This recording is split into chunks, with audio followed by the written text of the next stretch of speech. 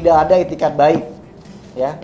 Karena pada saat statement sebelumnya akan ada pertemuan, akan ada perdamaian, malah yang ada adalah pelaporan saudara Teddy ke Polda Jabar dengan penggelapan aset. Gitu. Kenapa saya bilang tidak ada itikat baik? Dari pihak kita, ya, mau melakukan gugatan hak waris saja itu perlu berbulan-bulan untuk memikirkan apakah memang perlu kita layangkan gugat waris. Padahal sebenarnya tidak ada yang bisa menghalangi, tidak ada bisa yang menutupi bahwa Teddy dan anaknya itu adalah ahli waris dari almarhum. Kita akan buktikan, kita akan hadapi di kepolisian, siapa yang menguasai aset siapa yang melakukan penggelapan, kita akan buktikan di sana. Kalau toh memang itu ada yang katanya melakukan penitipan uang, transferan uang, kan harus dibuktikan dulu.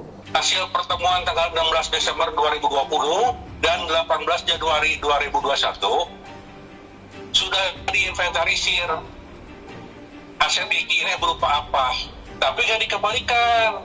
Makanya kita somasi tanggal 1 Februari, 15 Februari. Nah ternyata kan belum selesai, kunjung aja selesai. Ya jadi apa yang sudah disepakati, apa yang sudah dijanjikan, nggak ada pelaksanaannya, nggak ada kejelasannya.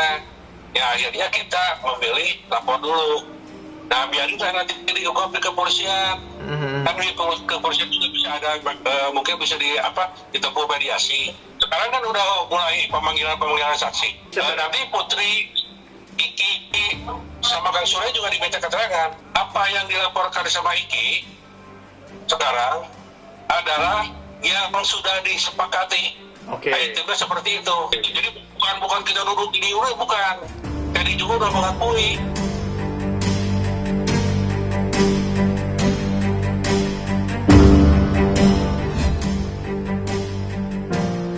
Akan buktikan nanti di pemeriksaan di Polda Jabar. Siapa yang menggelapkan aset siapa, ini akan ketahuan juga. Soal tidak memberikan uang 500 juta, kalau kita bicara soal haknya Teddy itu lebih dari 500 juta loh di sana. Gua ada live nyanyi ya. Soal Teddy doang. Gimana nih? Soal Teddy doang. Enggak, kalau mau update-annya lihat ke lawyer aku aja. Soalnya kemarin sorry, gua telat soalnya, gua kebangun. Ya, makanya gua kasihan daripada gua nggak ngomong kan. Sedikit aja. Tolong Ki. Sorry. Telat, thank you ya. Ya. Jadi kita yang dipersoalkan ini adalah aset IKI, ya, uang pribadi IKI, uang hasil jeripaya IKI yang dititipkan di rekening ibunya, dan kemudian berdasarkan keterangan saksi dan data-data ditemukanlah fakta bahwa aset-aset tersebut sekarang dalam penguasaan Teddy. Pertemuan tanggal 16 Desember dan 18 Januari itu kan tadi ada Iki ada, Putri ada, semua udah. Itu udah diinventarisir, barangnya ini aja. Dalam itu ya. Udah diinventarisir. Barangnya berupa ini dan janji akan diserahkan. Ternyata nggak diserahkan. Kita somasi tanggal 1 Februari, 15 Februari. Sekarang udah jelas, aset IKI ini nggak ada hubungannya sama waris-pewaris. Nggak ada hubungannya sama kecamatan peninggalan. Ya, dan nggak ada hubungannya sama Goreng ini. Nggak ada hubungannya lagi sama Bintang. Jadi jangan dicampur adukan. Ini aset IKI satu masalah. Nah kalau soal Bintang, kan itu bisa bicara lain lagi, substansinya beda. Nah sekarang begini logikanya, kenapa uang IKI dikaitkan dengan Bintang? Nggak nyambung. Kalau sekarang menjual atas nama IKI yang misalkan dititipin kan notaris juga nggak mau tanda tangan. Secara legalitasnya notaris nggak bakalan ini. Masih ada kok yang dibilangin kemarin diminta berapa item, nanti saya klarifikasi juga. Menurut ada bukti dan juga terus bahkan ada saksi mata ketika amanah almarhumah yang akhirnya itu memperkuat kita dan bahkan sudah diiyahkan oleh Pak Teddy saat bertemu gitu. Jadi ketika ngobrol, terus saya bawa saksi mata yang memang sempat ngobrol sama almarhumah tentang masalah ahli waris. Dan ternyata Pak Teddy mengiyahkan. Saya nggak bakal membawa hak yang tidak seharusnya saya miliki kok, dalam artian ya untuk apa kan gitu. Jadi saya bilang ya silakan sok ambil aja. Kalau memang ada bagian silakan ambil. Akan tetapi harus diingat karena kan ada aset-aset mama juga yang atas nama Iki, ada aset-aset yang masih di pihak Pak Teddy. Ya saya juga akhirnya saya bikin perjanjian dan pernyataan bahwa saya bakal kasih haknya. Ya asalkan balikin dulu, maksudnya aset-aset yang sudah saya bikin, yang sudah dia buat gitu. Maksudnya kayak ada aset yang udah dijual, terus juga ada aset yang udah dijadikan apa, ada barang apa atau gimana. Nah saya minta dibalikin dulu karena itu kan bukan haknya mereka.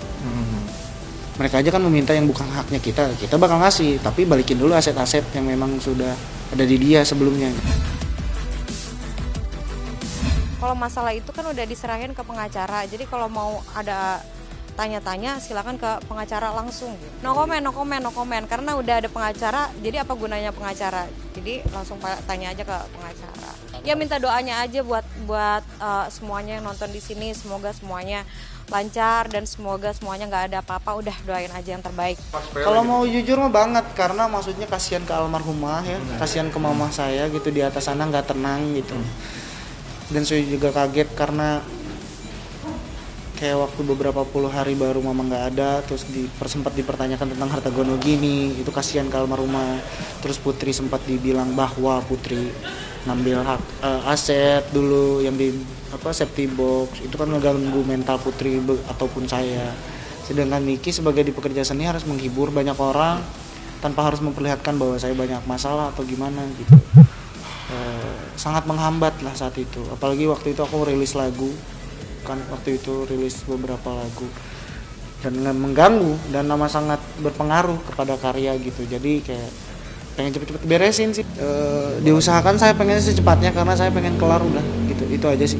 Kalau saya pengen cepet-cepet kelar gitu karena ini udah dari kapan gitu, kasihan mama saya terus jadi jadi dijadikan ajang permasalahan seperti ini gitu yang tidak seharusnya dipermasalahkan.